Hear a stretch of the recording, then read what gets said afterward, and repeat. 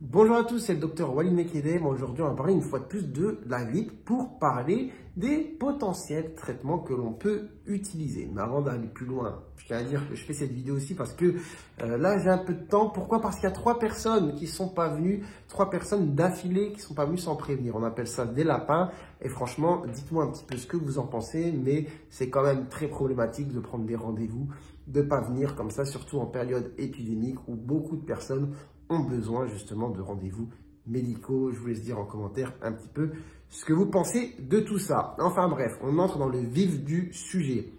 Vous savez sûrement que quand on a une infection bactérienne, parfois on est amené à être soigné avec un traitement qu'on appelle tout simplement un antibiotique. Il y en a plein des antibiotiques, ça dépend un petit peu du type de bactérie, mais l'antibiotique a pour but d'agir sur l'infection bactérienne. Or, vous savez sûrement que pour la grippe, on n'est pas devant une bactérie, on est devant un virus influenza.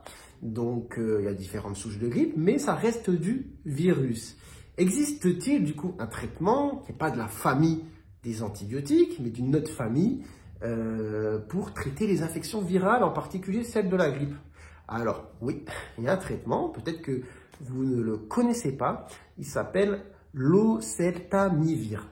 Alors, à chaque fois j'ai du mal à dire, donc ça c'est le nom de ce qu'on appelle la molécule, et après le nom parfois commercial que vous allez entendre c'est le Tamiflu. Donc je tiens à souligner, j'ai pas de lien de conflit d'intérêt avec quelconque laboratoire et tout ça. Tout ça c'est vérifiable sur transparence.gouv, vous pouvez aller vérifier, vous avez mon prénom et vous avez mon nom.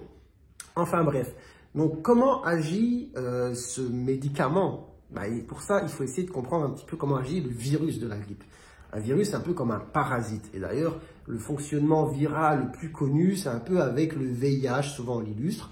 Là, on va parler de la grippe et heureusement, le corps est en capacité quand même d'éliminer le virus de la grippe, même si parfois, ça entraîne une maladie très très symptomatique. Pour ceux qui ont déjà attrapé la grippe, dites-moi un petit peu comment vous l'avez vécu.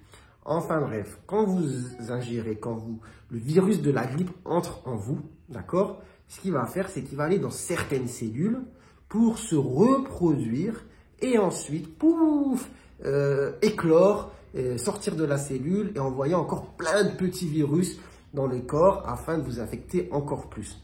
Et cette libération des particules virales de la cellule vers l'extérieur se fait grâce à une enzyme qu'on appelle la neuraminidase. Bon, un petit peu compliqué, mais en gros, tout simplement, c'est la clé qui ouvre la porte. Et l'oseltamivir est un inhibiteur de la neuraminidase. Ça veut dire que ça la bloque. Donc, objectif, c'est de diminuer la propagation de toutes les particules virales qui se créent dans vos cellules pour limiter l'infection. Objectif, diminuer la durée de la maladie, diminuer l'intensité des symptômes et dans une certaine mesure, on espère aussi éviter les complications liées à la grippe. Enfin bref, quand est-ce que ce traitement va être efficace? Eh bien en fait, c'est s'il est prescrit très tôt, d'accord, dans les 48 premières heures. Si vous êtes déjà symptomatique depuis 4 jours, ça ne sert plus à grand chose. Mais si c'est pris très tôt, eh bien voilà, l'objectif, comme je l'ai dit, c'est surtout de limiter l'intensité et la durée des symptômes. Et il peut être aussi utilisé en post-exposition, c'est-à-dire si vous avez été exposé à quelqu'un qui a la grippe de manière confirmée, eh bien dans les 48 heures suivantes, ça peut être aussi une alternative, surtout chez une personne qui a des problèmes de santé, qui est immunodéprimée, etc. Enfin bref, voilà, j'espère que vous aurez appris quelque chose, que cette vidéo vous aura plu. Si c'est le cas, n'hésitez pas à la liker, à commenter. Pourquoi pas vous abonner aussi si vous découvrez la chaîne. Et puis sur ce, moi je vous dis prenez soin de vous, prenez soin de votre santé et à très bientôt, je l'espère, pour de nouvelles vidéos. Ciao, ciao!